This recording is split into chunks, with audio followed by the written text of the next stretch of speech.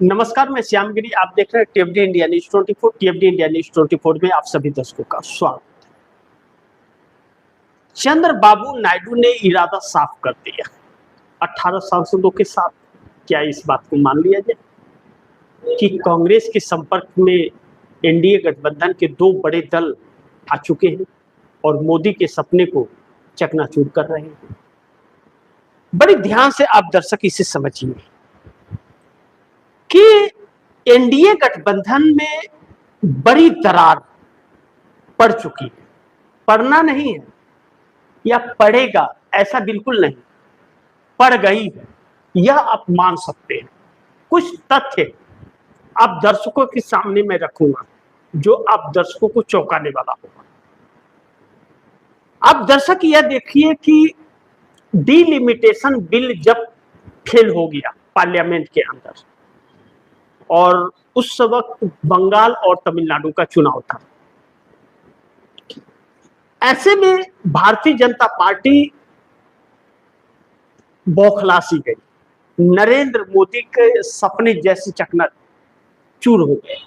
राष्ट्र के नाम संबोधन करने आ गए, नाम ले लेकर के विपक्ष की पार्टियों को गालियां दी कोशिश। लेकिन ऑपरेशन सिंदूर पर या आपदा जो क्रैश और जीडीपी क्रैश हो गई, अर्थव्यवस्था क्लैप्स कर गई, उसके बारे में संबोधन नहीं दिया। बढ़ती महंगाई को लेकर के सरकार की लाचारी बेवसी पर तो नहीं कहा, कुछ नहीं किया। देश को गुमराह करने की कोशिश की। जो महिला आरक्षण बिल 2023 में पास हो चुका था सर्वसम्मति से, विपक्ष के सहयोग से, उस महिला आरक्षण बिल को लागू नहीं किया, बल्कि उसकी आड़ में डिलिमिटेशन बिल लेकर गया। और जब देखा कि डिलिमिटेशन बिल नहीं पास हुआ तो उस महिला आरक्षण को रातों रात लागू कर दिया। लेकिन कहां कहीं पर वह दिखा, क्योंकि सिर्फ नोटिफिकेशन जारी कर दिया लेकिन उसे अमल में नहीं लाया। अब ऐसे में फिर से डिलिमिटेशन बिल अगर लाना है, एक चांस लेना था, तो नरेंद्र मोदी ने डाका डाल दिया बंगाल चुनाव पर।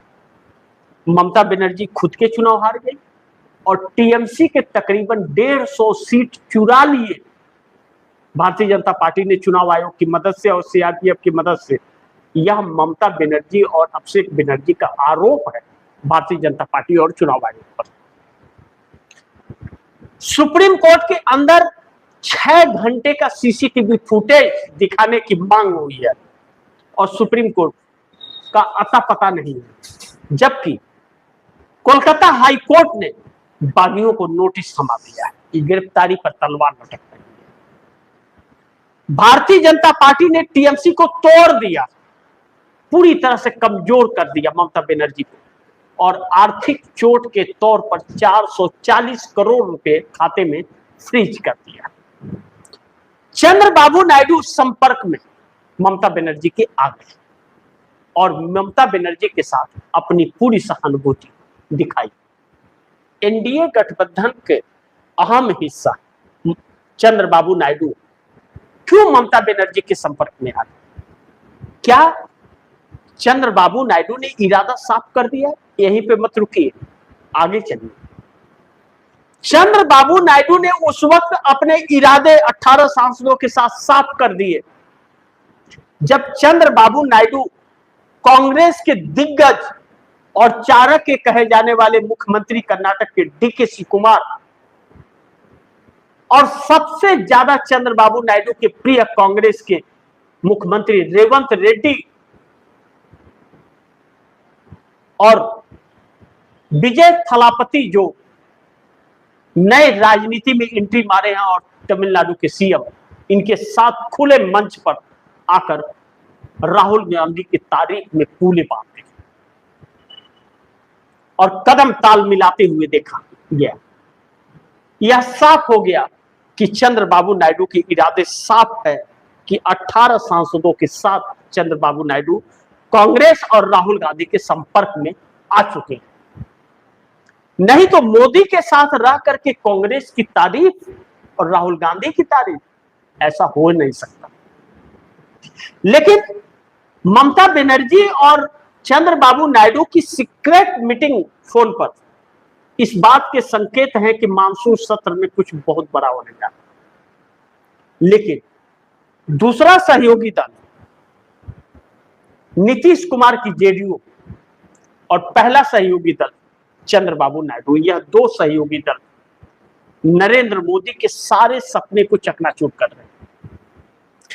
नीतीश कुमार लगातार अपनी पार्टी का विस्तार और पार्टी को मजबूत बनाने में लगे हुए हैं, जिसके वजह से आरसीपी सिंह को भी वापस घर वापसी करा दिया गया, जो मिलने खुद आए थे नीतीश कुमार से।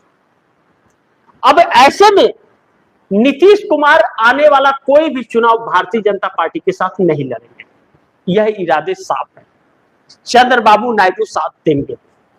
नीतीश कुमार कांग्रेस के संपर्क में हैं और कांग्रेस के साथ खड़े होने वाले हैं, इस बात के संकेत नीतीश कुमार की पार्टी के कार्यकारी अध्यक्ष संजय झा ने बहुत पहले द इंडियन एक्सप्रेस के दिए एक इंटरव्यू में साफ कर दिया था और अपने लेख में लिखा था कि कांग्रेस के वजह से नीतीश कुमार इंडिया गठबंधन से बाहर नहीं आए थे, ममता और केजरीवाल के वजह से आए थे। कांग्रेस से रिश्ते बहुत मधुर हैं और ना तो कभी उससे रिश्ते बिगड़े और ना तो रिश्ते बिगड़े, यानी कि नीतीश कुमार आने वाले दिनों में कांग्रेस के साथ ही जाएंगे, मोदी के साथ नहीं। अब जिस तरह से राहुल गांधी ने पूरी कांग्रेस को एक कर दिया और सड़क पर ला करके उतार दिया है मोदी के खिलाफ, और राम मंदिर ने पूरी तरह से पर्दाफाश कर दिया है आरएसएस और भाजपा का, तो यह चोरी का दाग नीतीश और नायडू क्यों अपने सर ले, और इसके बगैर इन दोनों की चल नहीं सकती। नरेंद्र मोदी 362 पूरा कर पाएंगे कि नहीं कर पाएंगे, इसमें तो बहुत शक है। यह तो सपना नहीं पूरा हो पा रहा है, 362 नहीं होंगे पूरे, लेकिन 272 सांसद क्या मोदी बचा पाएंगे? जो अगर मानसून सत्र में आ गया, मान लो आप मानसून सत्र में अगर यह आ गया अविश्वास प्रस्ताव, तो क्या नरेंद्र मोदी अपनी सरकार बचा पाएंगे? उतनी व्यवस्था है? क्योंकि उत्तर प्रदेश का चुनाव भी है, उत्तर प्रदेश की सहयोगी दल जो समर्थन दे रही है, क्या चढ़ावा चोरी पर वह वोट मांग पाएगी और भारतीय जनता पार्टी के नाम पर या नरेंद्र मोदी के नाम पर वोट मांग पाएगी? राम मंदिर का चढ़ावा चोरी सिर्फ राम मंदिर की चोरी नहीं, आरएसएस और मोदी के मुखौटे को उतार दी गई। इसमें ऊपर से लेकर नीचे तक सभी अधिकारी से लेकर चपरासी तक इसके सरगना कहे जा रहे हैं, जो एक जांच का विषय है। एफआईआर दर्ज हुए, वकीलों ने खुलेआम बगावत कर दिया कि इन चोरों का कोई केस सुनवाई नहीं करेगा, लेकिन सुप्रीम कोर्ट को क्या हो गया? सुप्रीम कोर्ट ने क्यों सुनने से इनकार कर दिया कि नहीं, कोई पहाड़ नहीं गिर जाएगा अगर जल्दी सुनवाई नहीं होगा तो। यानी कि न्यायपालिका भी लीपापोती में लगा है।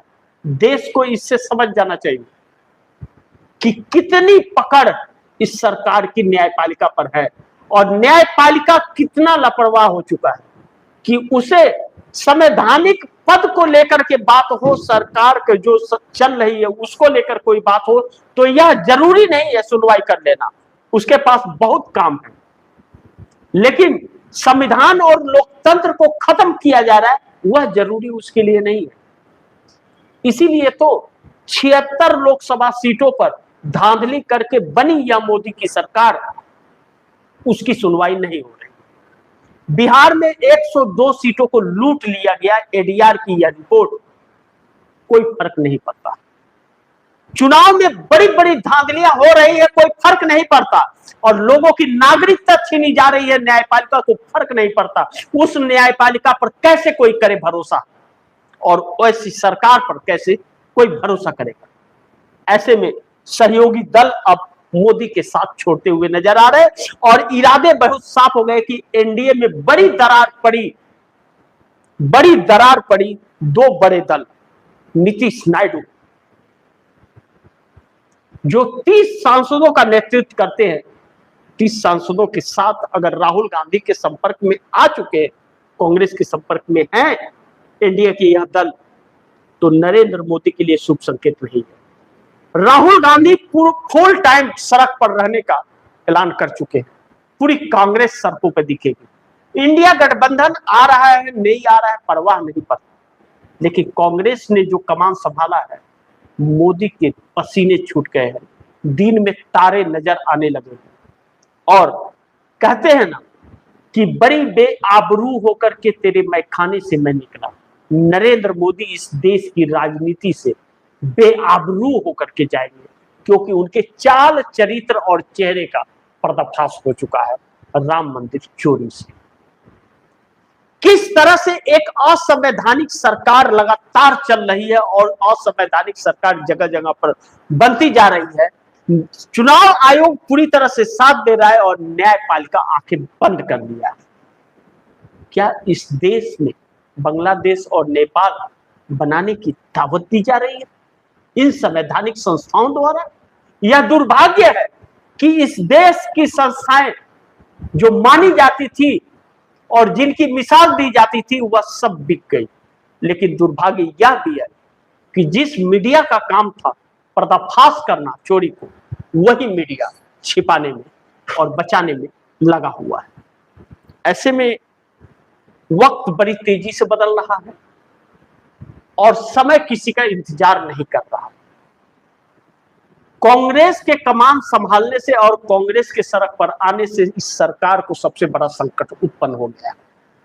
नीतीश नायडू अगर कांग्रेस के संपर्क में है राहुल गांधी के, तो इस सरकार के पसीने छूट रहे हैं कि टीएमसी और उद्धव ठाकरे के 26 सांसदों को तोड़कर भी यह सरकार बचाना इनके लिए बहुत मुश्किल सी हो जाएगी। ऐसे में देखना यह महत्वपूर्ण होगा कि इस सरकार का क्या होगा। लेकिन कई मंत्रियों के आने वाले जल्द ही इस्तीफे भी होने वाले। कौन कौन बलि का बकरा चलेगा? बड़े मछली को बचाने के लिए छोटी मछलियों को बलि चढ़ाने की तैयारी भी चल रही है। थोड़ा इंतजार कीजिए, बहुत कुछ पर्दाफाश अभी होना है। कहते हैं कि पाप का घड़ा भरता है और भरता है तो फूटता है। महक रहा है अभी, फूटने वाला जल्द है। बाकी आप दर्शकों की क्या राय है, क्या सुझाव है, कमेंट बॉक्स में जरूर दीजिएगा। इस खबर को ज्यादा से ज्यादा शेयर कीजिएगा, अपने दोस्तों को भी कहिएगा आगे शेयर करें।